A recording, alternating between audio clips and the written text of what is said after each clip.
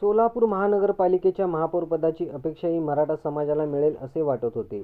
पण सोमवारी भारतीय जनता पक्षाच्या वतीने विनायक कोंड्याल तर उपमहापौरपदाची ज्ञानेश्वरी देवकर यांचे नाव अधिकृतरित्या घोषित केल्याने सोलापुरातील राम जाधव मराठा समन्वयक समिती आणि तसेच मराठा क्रांती सेवाचे यांनी भारताचे स्थानिक मराठा द्वेषी असल्याचे सिद्ध झाले आहे असे म्हणाले. तसेच यांना येणाऱ्या काळात जिल्हा परिषद निवडणुका आणि इतर निवडणुकीमध्ये पाहायला मिळेल अशी भावना व्यक्त केली.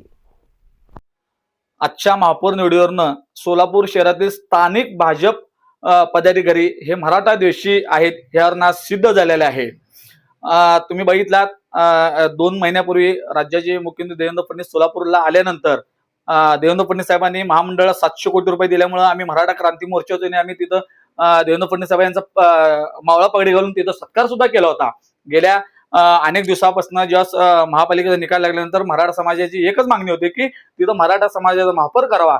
कारण 1993ला मनोहर सपाटेनंतर 32 वर्षात मराठा समाजाला एकाही पक्षाने तिथं संधी दिली नाही. पद्मशाली समाज असतील, लिंगायत समाज असतील, ब्राह्मण असतील, इतर सर्व समाजाला सर्व राजकीय पक्षांनी महापौराची तिथं संधी दिली होती.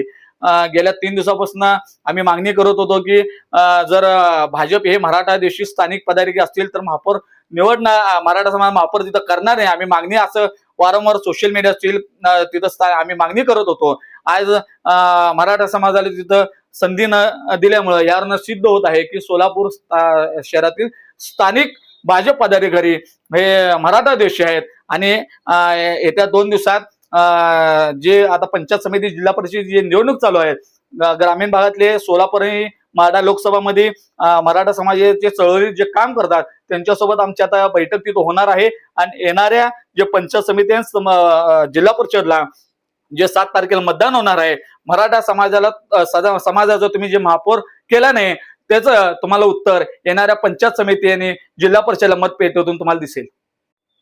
भैया, मराठा समाजाकडून अनन्यता जाधव यांचं नाव चर्चेत असताना एकदमच बदल झाला. हा नेमका बदल कोणाच्या आदेशावरनं झाला होता, तुम्हाला काय वाटतं? आता जे महापौर झालेत त्यांचे घरचे आमदार आहेत ते आणि ते पालकमंत्र्याचे निकट आहेत, त्यांच्या सांगण्यावरच हे बदल तिथं निश्चित घडला असेल. कारण गेल्या 30 वर्षापासून मराठा समाजाचं महापौर तिथं झालं नव्हतं आणि शहरातील सर्वच मराठा समाज बांधवांची इच्छा होती की तिथं मराठा समाजाचं महापौर व्हावं. आजच्या या निवडीवरनं एवढं सिद्ध झालंय स्थानिक भाजप पदाधिकारी हे मराठा द्वेषी आहेत. पक्षाच्या या निर्णयामुळे मराठा समाज दुखावला गेला आहे. आज तुम्ही जर का परत शांतता अजूनही बाळगला असाल तर पुन्हा येणाऱ्या निवडणुकीमध्ये तर तुम्हाला हा मराठा जो समाज आहे आपला जाब विचारेल, यावरती आपण काय उत्तर द्या? मराठा समाजासाठी आजपर्यंत भाजपने जेव्हा आम्हाला दिला आम्ही त्यांचा सत्कार सुद्धा केलेला आहे. आणि आज तुम्ही जे मराठा समाजाच्या जी मागणी होती महापौरची आज तुम्ही ते आम्हाला न दिल्यामुळे येणाऱ्या पंचायत समिती आणि जिल्हा परिषदला तुम्हाला त्याचं उत्तर सुद्धा दिसेल. आपण बघितला तर गेल्या 2 महिन्यापूर्वी मुख्यमंत्री देवेंद्र फडणवीस हे सोलापूरला आले होते. त्यांनी अण्णासाहेब पाटील महामंडळाला 700 कोटी दिल्यामुळे आम्ही मराठा क्रांती मोर्चाचे होते तिथं आम्ही मावळा पगडी घालून त्यांचा सत्कार सुद्धा केला होता. आणि आज तुम्ही मराठा समाजाचा वापर न केल्यामुळं सोलापूर आणि माढामध्ये पंचायत समिती आणि जिल्हा परिषद मध्ये तुम्हाला मराठा समाजाचं मतपेटीतून तुम्हाला उत्तर मिळेल. बीजेपी सत्तेत असून सुद्धा सलग 3 वेळा मराठा समाजाला महापौर पदापासून दूर ठेवणं म्हणजे जाणून बुजून डावलणं गेलं आहे. मी महाराष्ट्रातल्या बीजेपी किंवा मुख्यमंत्री देवेंद्र फडणवीस यांच्यावर मी बोलणार नाही, पण स्थानिक जे शहरातले बीजेपीचे जे स्थानिक नेते आहेत हे खरंच मराठा द्वेषी आहेत. ह्या आजच्या महापौर निवडून हे सिद्ध झालेलं आहे. निवडणुकीच्या वेळी मराठा समाजाचीच मतं पण सत्तेच्या वेळी दुसऱ्यांची खुर्ची, ही फसवणूक नाहीये का? नक्कीच फसवणूक आहे. आज या गेल्या 40 वर्षात असं राजकारण कधीच झालं नाही. यंदा ह्या महापालिकेच्या इलेक्शनला मराठा समाजाला जाणून तिथं टार्गेट स्थानिक भाजप पदाधिकारी हे करत आहेत. नगरसेवक तुम्ही बघितला तर आमच्या जवळचे काही सहकारी होते 12 वर्षात एक एनसी नसताना सुद्धा त्यांच्यावर पोलीस प्रशासनावर दबाव आणून त्यांना त्रास देण्याचं काम हे स्थानिक भाजपच्या लोकांनी मराठा समाजावर तिथं अन्याय करण्याचा तिथं प्रयत्न केलेला आहे. आणि उद्याच्या होणाऱ्या निवडणुकीमध्ये भाजपला मतपेटीतून तिथं मराठा समाज उत्तर देणार आहे. देशमुख आणि कोठे गटांच्या राजकारणाच्या खुर्चीमुळे मराठा समाजाचा एखाद्याचा बळी गेला असं तुम्हाला वाटत नाही का? नक्कीच ह्यावरनं वाटतं, कारण देशमुखांचे पुत्र हे किरण देशमुख हे सुद्धा तिथे इच्छुक होते आणि कोटेंचे जे आहेत भाऊजी विनायक कोंडे हे सुद्धा इच्छुक होते.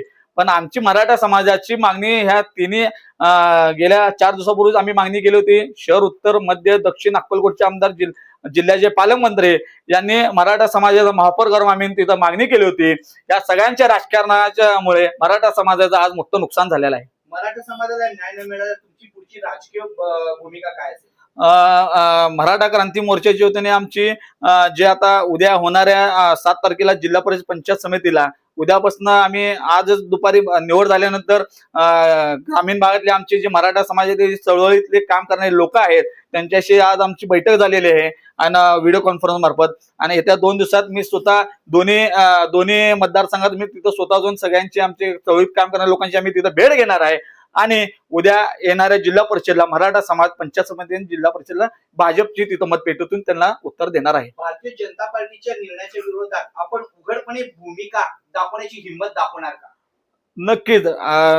जर ज्या वेळेस भाजपने मराठा समाजाच्या विरोधात भूमिका घेतली तेव्हा सोलापूर शहरात मी तिथं कायम त्यांच्या विरोधात आंदोलन तिथं पुकारलेलं. आज तुम्ही बघितलात गेल्या 20 वर्षात मी 70 ते 72 आंदोलन मी केलेत मराठा समाजासाठी.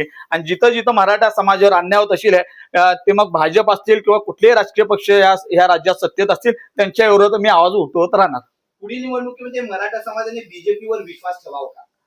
मी महाराष्ट्राचं तर काय मी बोलणार नाही, पण सोलापूर शहर मध्ये जे पदाधिकारी जोपर्यंत हे मराठा द्वेषी आहेत त्यांच्या विरोधात मराठा समाज कायम राहणार. जर त्यांनी मराठा समाजाला योग्य न्याय दिला तर कायम त्यांच्यासोबत सुधार हो, आणि दिला नाही तर त्यांच्या विरोधात आम्ही कायम राहणार. शेवटचा प्रश्न असा आहे, आजचा निर्णय जो झालेला आहे तो मराठा समाजाला न्याय देणार आहे की राजकीय सोयीचा होता?